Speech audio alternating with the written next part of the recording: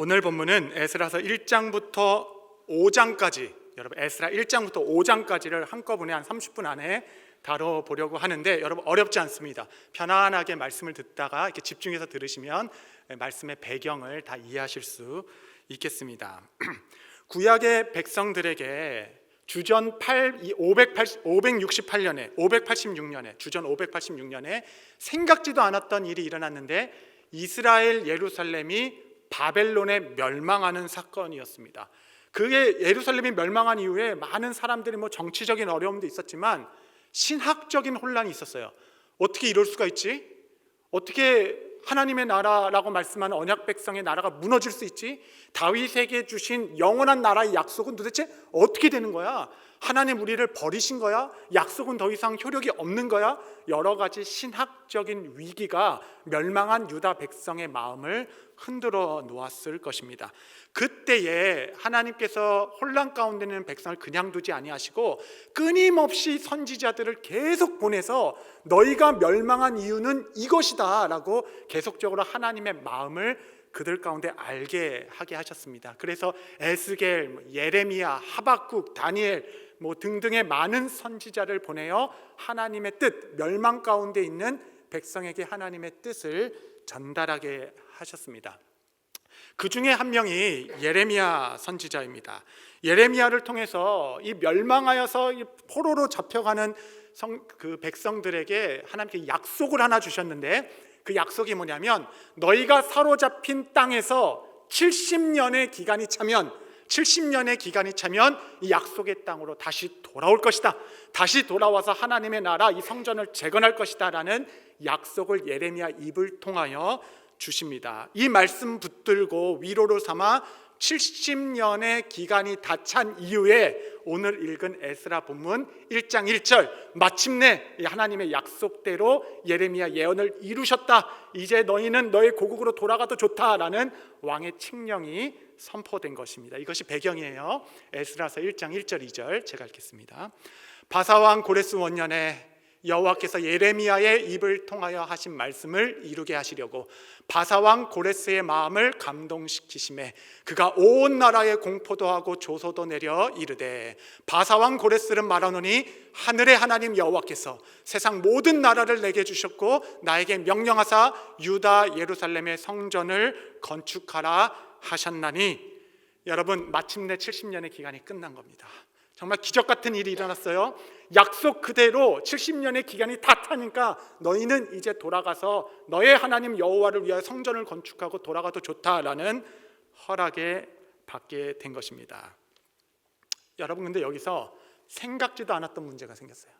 어떤 문제가 생겼냐면, 막상 길이 열리고 돌아가도 좋다라고 문이 열렸는데 바벨론으로 포로 잡혀간 유다 백성들이 예루살렘으로 돌아가기 싫은 마음이 있는 것입니다. 마침내 길은 열렸는데 이들이 돌아가고 싶지 않아요. 그 이유는 여러분, 바벨론 포로 사건은 그 옛날 출애굽 포로 때는 전혀 달랐습니다. 출애굽 포로 때는 200만 명이 되는 백성들이 한 목소리로 부르짖어 저 좀 구원해 주세요 라고 외쳐서 홍해길이 활짝 열렸을 때 200만 명이 그냥 너도 나도 뒤도 돌아보지 않고 다 출애굽해서 나갔죠. 그러나 바벨론 포로 정책은 사실 달랐습니다. 바벨론은 그 어떤 민족이든 상관없이 능력 있는 자들을 뽑아서 나라의 중책, 중임자로 맡아 나라 일을 보게 하였습니다. 그 중에 한 명이 다니엘과 또 새 친구 아니겠습니까? 그가 바벨론 전체의 권력 세 번째의 총리에 이르기까지 누구든지 능력 있는 자들은 중용해서 쓰는 포로 정책을 썼기 때문에, 여러분 나중에 모르드게 있잖아요. 아주 중요한 정치인이 됐죠. 여러분 더 나아가서 왕후 에스더. 여러분 길이 있어요. 찬스가 있는 땅이 바벨론이었습니다. 이스라엘은 포로가 된 시점에선 70년이고 예루살렘이 멸망한 시점으로는 50년입니다. 20년 차이가 있어요. 짧게는 50년, 길게는 70년. 정치, 문화, 교육, 여러분 그 경제의 중심지 바벨론에서 생활했습니다. 여러분 저기 메트로폴리탄 뮤지엄에 가면 바벨론 관이 있잖아요. 여러분 꼭 가보세요. 거기 가보면 얼마나 화려한 도시였는지, 당시 하늘 정원이 있었다. 공중에 떠 있는 하늘 정원이 있었습니다. 여러분, 메트로폴리탄 뮤지엄에 바벨론 그때 당시의 벽을 뜯어서 거기 갖다 놨잖아요. 그 벽에 보면은 페인트로 그림이 그려져 있는데 2500년이 지났는데 아직도 페인트가 안 벗겨져 있어요. 얼마나 화려한지 여러분 가서 한번 보십시오. 그 화려한 경제, 교육, 군사, 정치 중심지, 물론 포로된 신분으로 서러움도 있었지만 능력에 따른 기회도 있었고 나름 50년 동안 일구어놓은 재산도 있었습니다. 또 하나 중요한 것은 성전이 파괴됨으로 말미암아 언약 백성으로서의 정체성을 지키자라고 사람들이 모여서 성경을 가르치기 시작했어요. 토라를 가르치기 시작했습니다. 그래서 회당 문화가 거기서 시작됩니다. 우리 같이 모여서 말씀 공부하자. 그래서 성전도 없고 제사도 못 드리지만 그래도 자기의 언약 백성으로서의 신앙 정체성을 지킬 수 있는 길도 있었습니다. 결코 짧지 않은 50년 동안 살면서 바벨론 사람 다 됐죠. 여러분, 이민 생활한 우리는 다 알지 않습니까? 여러분, 우리 중에 누가 이렇게 오래 미국에 살 줄 알았던 사람이 누가 있겠어요? 아무도 몰랐죠. 금방 갈 줄 알았죠. 여러분, 계획하고 온 사람도 다 돌아갔습니다. 왜냐하면 이민 생활은 계획대로 된 게 하나도 없으니까. 여러분, 이렇게 우리가 오래 살 줄을 누가 알았겠습니까? 이스라엘 백성은 거기서 살며 거기서 태어난 자녀들은 바벨론의 언어를 배우고 그 문화에 더 익숙하여 이제는 개척의 땅이 아닌 기회의 땅 바벨론, 고레스는 방대한 페르시아 땅을 120개 구역으로 분할하여서 그 위에 120개 구역을 관장하는 총리 3명을 세웠는데 그 중에 한 명이 다니엘이었어요. 왠지 안전해 보여요. 이제 좀 좋은 세상이 이 바벨론에서도 올 수 있을 것 같은 그런 안정감이 느껴지는 그때에 하나님의 말씀이 이제 성취되었으니 모든 원하는 자는 하나님의 나라로 그 예루살렘으로 돌아가라.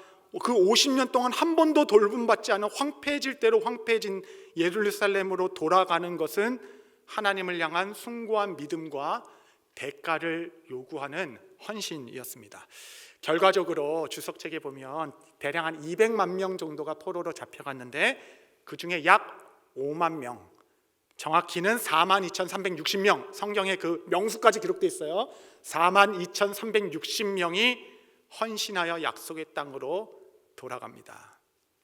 이들은 70년을 기다렸던 자예요. 바벨론 이 세상이 나의 영원히 거할 것이 아니다라고 주님 말씀하셨으니 반드시 그때는 오리라 기억하고 준비하고 날마다 마음으로 준비했던 자들만이 주께서 이제 돌아가라 됐을 때 그 성호를 붙들고 황폐해지고 버려진 예루살렘으로 돌아갔던 자들입니다. 허리를 동이고 살았던 자들, 손에 지팡이를 짚고 살았던 자들, 바벨론 안에서 나그네와 같이 살았던 자들이 말씀 듣고 약속의 땅으로 돌아갑니다. 여러분, 이 42,360명의 명단이 에스라서 2장에 기록되어 있습니다.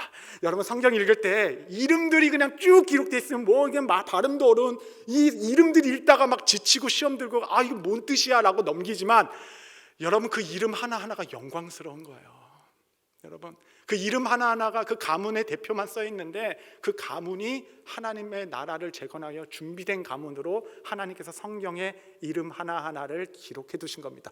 여러분, 그래서 에스라를 읽을 때 그 2장에 이름 많을 때 좀 꼼꼼히 읽으셔야 나중에 천국 가셔서 이스라엘 씨 반갑습니다, 에스라 2장에서 읽었어요 그러면은 아니 어느 교회 다니세요? 그렇게 나오는 거예요. 어느 교회. 에스라서 2장 1절로 5절 한번 읽겠습니다.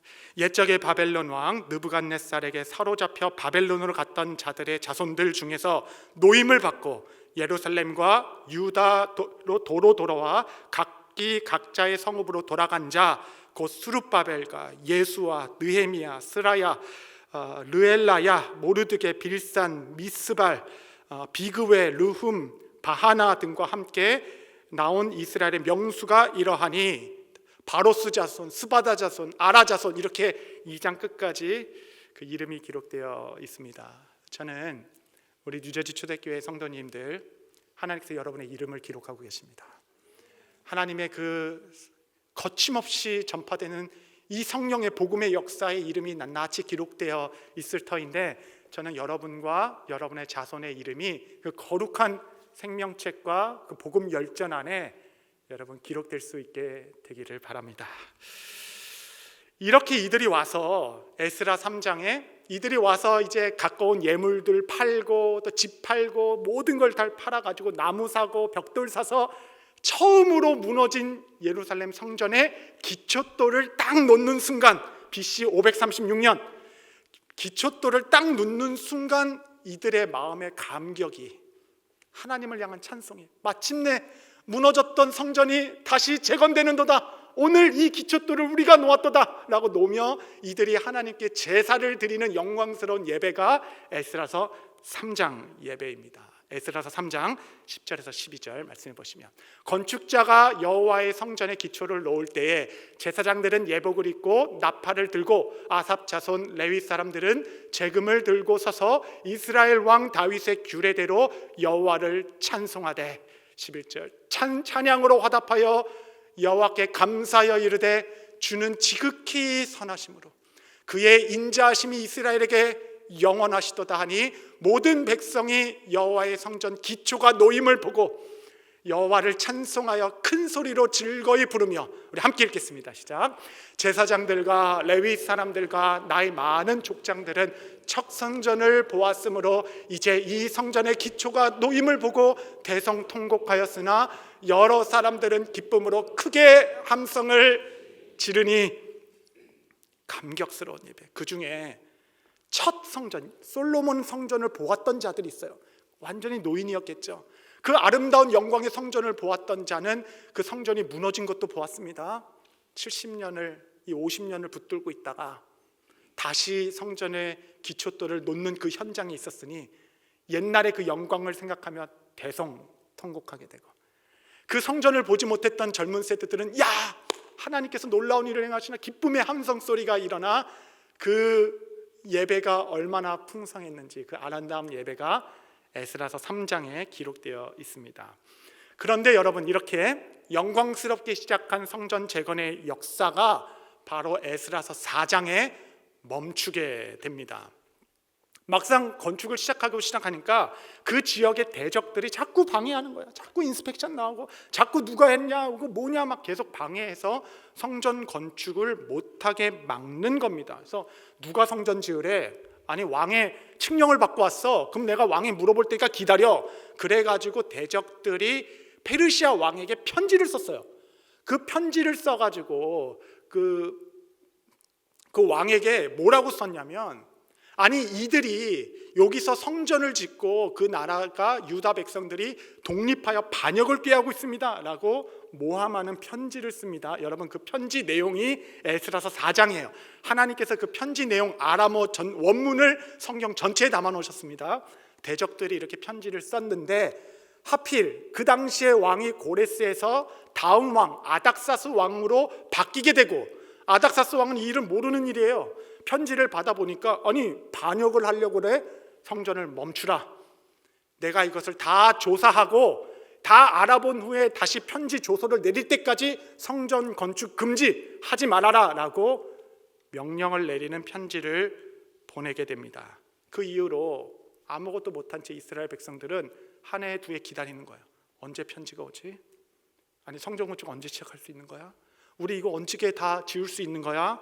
한 해 두 해 기다리는 동안 여러분 얼마나 기다린지 아십니까? 자그마치 16년. 여러분, 성전 건축 하나 붙들고 온 사람들입니다. 70년 동안 오매불망 세상 뒤로 하고 나그네와 같이 살아가며 가진 것 다 팔아. 내가 하나님의 나라를 위해서 살아가는 게 내 삶의 전부입니다. 자녀들을 데리고 자녀들을 다 이끌고 가족들 다 이끌고 와서 성전 건축 하나만을 바라보고 시작했는데, 하나님 왜 길을 열어주시지 않지? 하나님 왜 이렇게 침묵하시는가? 우리가 다른 일을 하는 것도 아니고 하나님의 나라를 위해서 이렇게 헌신하고자 하는데 하나님 왜 인도해 주시지 않으십니까?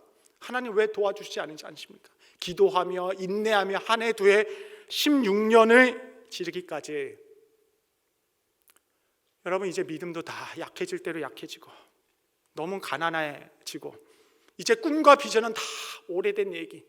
16년 동안에 그것을 이끌어온 지도자들은 그곳에서 부름받았을 수도 있고, 이제는 철저한 현실만 남아 하루하루를 그냥 살아가는 삶 더 이상도 이하도 아닌 우리가 무엇 때문에 이곳에 왔는가? 도대체 하나님의 뜻은 어디 있는가? 하나님 언제까지 제 삶에 침묵하시겠습니까? 이렇게 고백했던 유다 백성. 16년이 지난 어느 날 하나님께서 그들에게 선지자를 보내십니다. 하나님께서 그들에게 학개와 스가랴 선지자를 보내서 하나님의 말씀을 전해주시는데 그것이 바로 5장 1절입니다. 5장까지 왔습니다, 여러분. 5장 1절에 보시면 선지자들 곧 선지자 학개와 이또의 손자 스가랴가 이스라엘의 하나님의 이름으로 유다와 예루살렘에 거주하는 유다 사람에게 예언하였더니, 여러분 그 16년 동안 정체되어 아무것도 못하고 있었던 그들에게 학개와 스가랴가 하나님의 말씀을 전하였는데 놀라운 일이 일어났습니다. 이 말씀을 들은 이스라엘 백성이 연약해진 무릎을 강하게 하고 굳어졌던 어깨를 활짝 펴서 다시 힘있게 일어나 성전 건축을 시작했습니다. 에스라서 5장 2절부터 5절 말씀. 이에 에스알디엘의 아들 스룹바벨과 요사닥의 아들 예수아가 일어나 예루살렘에 있던 하나님의 성전을 다시 건축하기 시작하며 하나님의 선지자들이 함께 있어 그들을 돕더니 그때 유브라떼강 건너편 총독 다뜨네와 스달보스네와 그들의 동관들이 다 나와 그들에게 이르되 누가 너희에게 명령하여 이 성전을 건축하여 이 성곽을 마치게 하였느냐 하기로 우리가 건축하는 자의 이름을 아뢰었으나 하나님이 유다 장로들을 돌보셨으므로 그들이 능히 공사를 막지 못하고 이 일을 다리오에게 아뢰고 그 답장이 오기를 기다렸더라. 여러분, 변한 거 아무것도 없습니다. 여전히 원수들은 협박하고 조롱하고 계속적으로 누가 그랬냐라고 방해합니다. 바뀐 것이 아무것도 없는데 주의 말씀이 임하였을 때 아멘으로 화답하여 일어나는 그들을 막을 수 있는 권세가 없었어요. 그래서 힘있게 다시 재물을 모아 성전을 힘있게 손에 흙을 묻혀가며 하나님의 나라 그 성전을 건축하기 시작하였을 때에 하나님께서 그들을 보호하셨습니다. 울타리가 되어주셨어요. 그들을 능히 막지 못하게 하셨습니다. 이 대적들이 이것들을 봐라 그러면서 본국에 다시 편지를 씁니다. 이들이 왕의 조서를 어기고 건축을 다시 시작했습니다. 다시 이렇게 그냥 이르는 편지를 보냈는데 그때 페르시아에서 편지를 받은 왕이 그때는 궁금한 거예요. 이게 어떻게 된 건가? 그리고 왕의 창고를 다 조사해서 기록을 찾아보니 16년 전에 고레스 왕이 이것을 허락했다는 문서를 발견하게 됩니다. 그래서 그때 왕이 다리오인데 세상에 고레스 왕이 이미 허락한 일 아니냐, 성전 건축을 재건할 뿐만 아니라 필요한 모든 재물도 우리가 공급해 줄 테니 너는 힘써 성전을 건축하라, 이렇게 조서가 내려오게 되어 여러분 성전 재건을 시작한 지 4년 만에 주전 516년에 제2성전이 완공하게 됩니다. 여러분, 도대체 이스라엘 백성들에게 하나님께서 무슨 말씀을 주셨을까? 무슨 말씀을 주셨길래 16년 그 큰 문제 가운데 꼼짝 못해서 낭망하며 비참하게 살고 있던 백성들이 힘을 얻어, 아무것도 변한 것이 없는데 새 힘을 얻어 어떠한 방에 있어도 하나님의 말씀 붙잡고 나아가겠습니다, 그 기적을 경험하고 하나님의 역사를 이루게 깨운 그 말씀이 무엇이었을까? 여러분 궁금해하실 필요가 하나도 없습니다. 왜냐하면 우리는 학개 선지자의 말씀을 갖고 있어요. 성경을 펴서 읽으시면 됩니다. 여러분 성경은 이렇게 연결되어 있는 것입니다. 아이러니한 것은 학개가 뭐라고 했을까? 여러분 학개의 말씀 2장으로 되어 있는데 한마디로 요약하자면 하나님의 전이 이렇게 황폐하여졌거늘 너는 무엇을 하고 있느냐? 하나님의 전이 이렇게 황폐해져 있는데 너는 무엇을 하고 있느냐? 여러분 아이러니하지 않으세요? 여러분 이들이 성전 건축을 왜 멈췄습니까? 내부의 문제가 아니었어요. 외부의 문제였어요.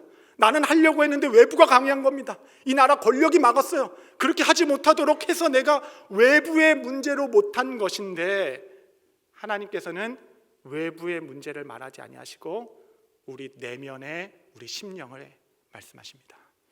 훈계하셨어요. 제가 학계 성지자라면 야 정말 너희 수고 많았다, 세상에 그 바벨론을 뒤로가 여기까지 16년 동안 얼마나 고생하셨습니까? 당신은 존귀한 자입니다. 정말 얼마나 수고가 많으세요. 조금만 기다려 봅시다. 이제 잘 될 거예요 라고 말할 것 같으나, 하나님께서는 그들의 처한 상황을 말씀하신 것이 아니라 너의 믿음 없음을, 너가 하나님을 향한 태도의 흐트러짐을 말씀하셨습니다.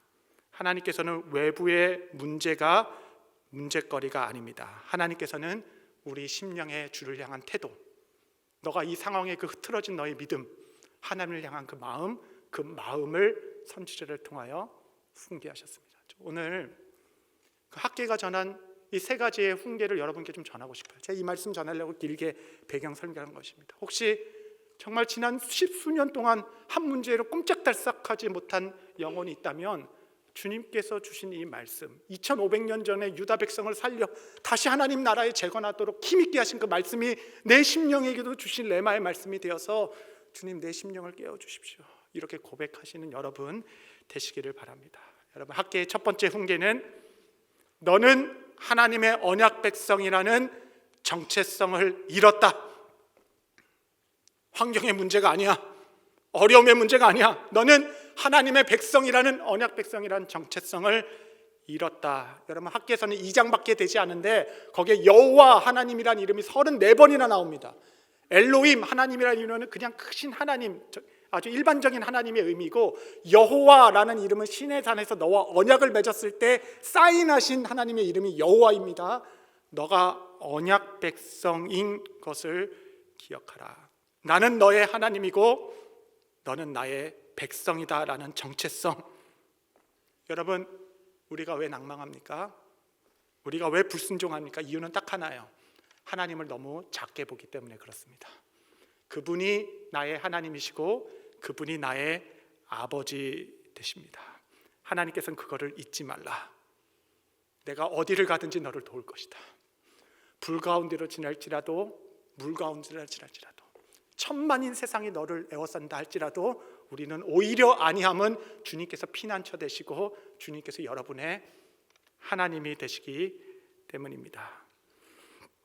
눈물의 선지자 예레미야가 그랬어요. 예레미야가 너무 힘들었어요. 말씀은 전한 것마다 조롱받고 그냥 고난받고 구덩이에 던져지고 죽을 위협을 넘기고 또 넘기고, 그래서 예레미야가 하나님 앞에, 하나님 나 이제 이거 안 하고 싶어요. 내가 언제 이거 선지자 한다 그랬습니까?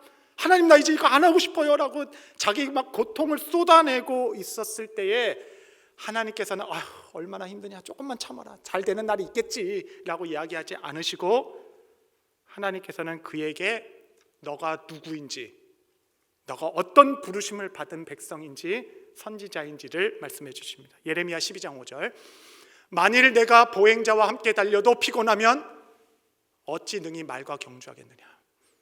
내가 평안한 땅에서는 무사하려니와 요단강 물이 넘칠 때에는 어찌하겠느냐. 하나님께서 예레미야에게 나는 너를 말과 경주하는 자로 불렀다. 나는 너를 이런 상황에 무너지도록 부르지 않았다. 너는 말과 경주하는 자로, 하나님의 뜻을 전하는 자로 내가 세운, 너는 나의 선지자야. 그 정체성과 부르심을 새롭게 하심으로, 그 은혜의 힘을 얻어 예레미야가 그 사명을 다할 때까지 충성하는 하나님 나라의 일꾼이 될 수 있었습니다. 사랑하는 성도 여러분, 힘써 용사로 일어나 말과 경주하는 자로 서라. 그 문제 앞에서 무너지지 마라. 연약한 무릎을 강하게 하고 굳은 어깨를 펴고 용사와 같이 굳게 서서, 예 주님, 하나님의 언약의 말씀 붙들고 세상 가운데 굳건히 서겠습니다. 하나님은 나의 아버지 되시고 우리는 그의 기르시는 양이십니다. 이 정체성이 여러분의 하나님의 나라 쓰임받는 일꾼으로 다시 서게 하실 것입니다. 두 번째 훈계는 하나님께서 이스라엘 백성을 통하여 너희는 하나님 나라에 대한, 하나님을 향한 임재의 갈망을 잊었다. 너희는 하나님의 임재에 대한 갈망을 잊었다. 여러분, 성전 건축이 어떻게 건물 짓는 겁니까? 그 건축된 성전 안에 하나님의 임재가 임하는 그 꿈, 하나님의 그 임재, 주님의 그 영광스러운 임재를 향한 갈망을 잊은 것이다. 외부의 문제가 아니라 세상의 문제가 너무 큰 것이 아니라 내가 세상의 경제적인 이유, 관계적인 이유, 여러 가지 문제, 질병으로 세상의 문제가 어려운 것이 아니라 너가 낭망하여 멈춘 이유는 주의 임재를 향한 갈망을 잊은 것이다. 선지자 학개를 통하여 이스라엘 백성에게 하나님께서 그 심령에 도전하셨습니다. 요즘에 왜 이렇게 묵상이 안 되지? 가정 예배는 다 없어진 지 오래됐고 왜 이렇게 기도는 힘드나? 요즘은 선교를 하기 위해서 왜 이렇게 많은 대가가 필요하나? 봉사는 또 어떻게 하나? 여러분, 상황이 어려워진 게 아니라 혹시 하나님을 향한 그 임재의 갈망을 잊은 것은 아닙니까? 하나님께서 모세에게 너 원하는 거 다 해줄게, 가나안 땅 다 줄게, 너가 원하는 거 다 이루어줄게, 다 이루어질 테니까 너희 그냥 혼자 가라 라고 출애굽기에 말씀하셨을 때 모세는 아닙니다. 저는 하나님의 영광을 원합니다. 저는 하나님의 영광을 보여주십시오.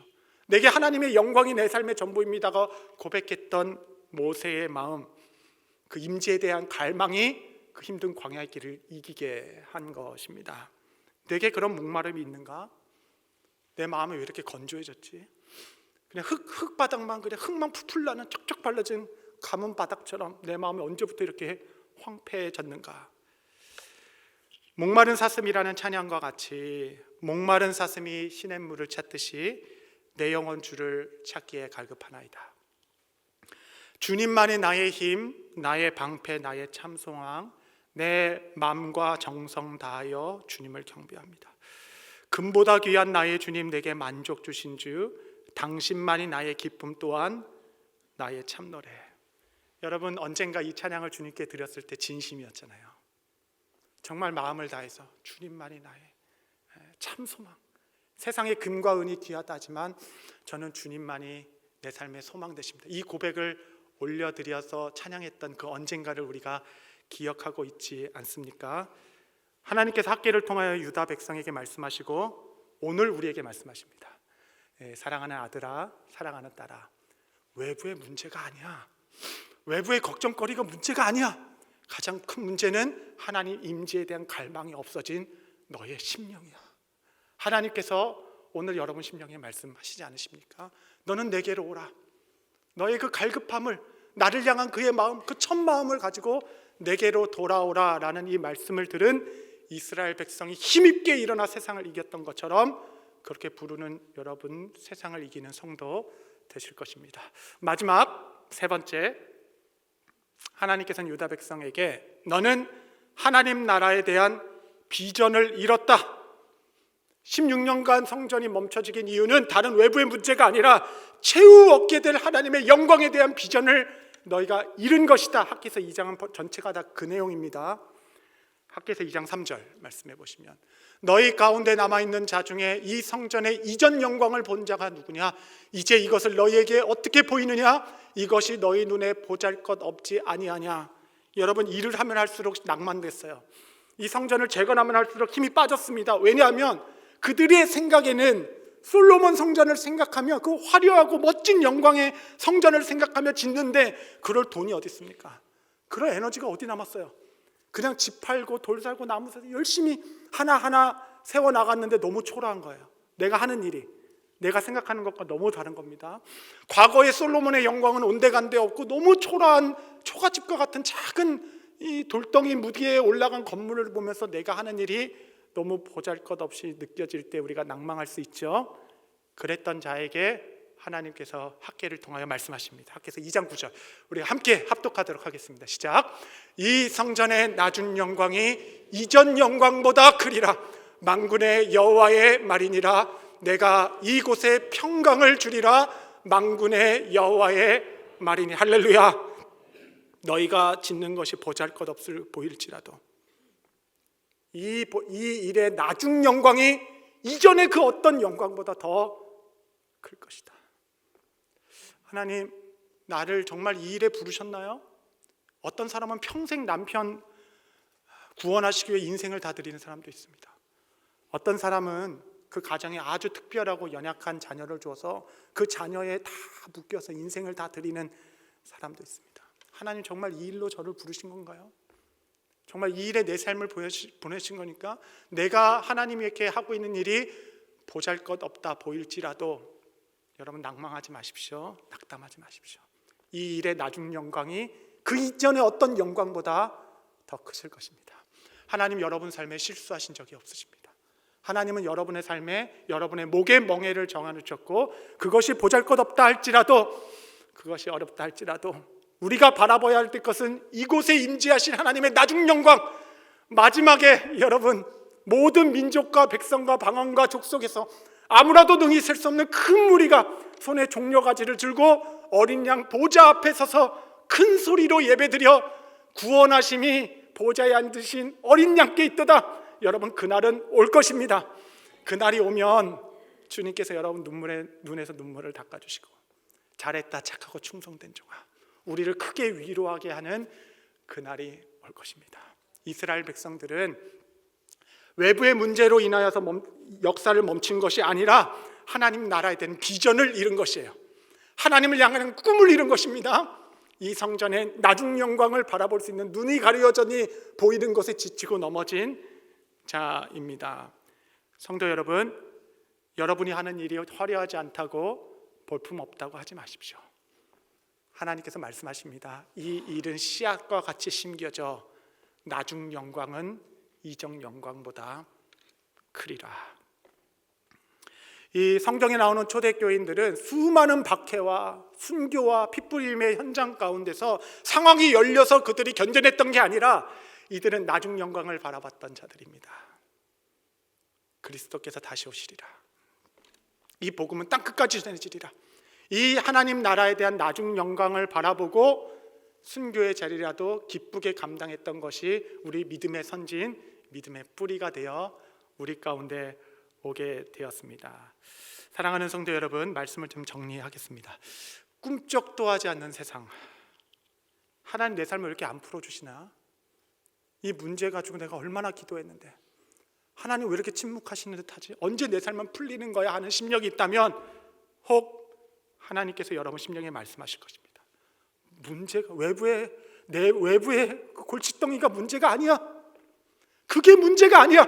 문제는 너의 심령이다. 내가 너의 하나님이고 나는 나의 백성인 것을 알라.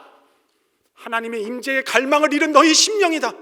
하나님 나라의 꿈을 잊어버리고 그 나중 영광을 바라보는 그 비전을 잃은 너의 심령의 문제이다 말씀하시며 심령에 놓고 하시고 그 심령에 말씀하시는 백성, 2500년 유다 백성이 이 말씀을 아멘으로 화답하여서 상황이 어떠하든지 환경은 하나도 변한 것 없어도 예 주님 내가 할 수 있는 것으로 나중 영광을 바라보며 하나님의 나라에 동참하겠습니다. 일어선 자들에게 하나님께서 그를 보호하셨습니다. 성도 여러분, 우리는 말씀으로 사는 성도들입니다. 환경으로 사는 자들 아니에요. 환경에 따라 자주지되는 자들 아닙니다. 주님 내 심령에 말씀하옵소서. 그리하면 오늘 내 심령이 살아 주의 나라에 동참할 것입니다. 주의 말씀 하나면 충분합니다. 내가 누구인지 내 안에 주님 향한 갈망을 솟게 해주시고 하늘나라 비전에 동참하는 복된 권속들 되어 주님의 그 복음의 역사에 함께 참여하는 복된 가정 이루게 하옵소서. 기도하며 나가는 가정마다 하나님의 은혜가 함께 하실 줄로 믿습니다. 기도하시겠습니다. 거룩하신 주님, 우리 심령에 말씀하여 주셔서 우리가 하나님의 백성임을 알게 하시고 주님을 갈망하는 마음이 더 크게 하시며 장차 오실 하나님의 나라를 바라보며 내게 멍해 주신 멍해를 지고 순종하는 주의 종들 주님께서 축복하여 주시기를 간구하며 기도하나이다. 예수님의 이름으로 기도합니다. 아멘.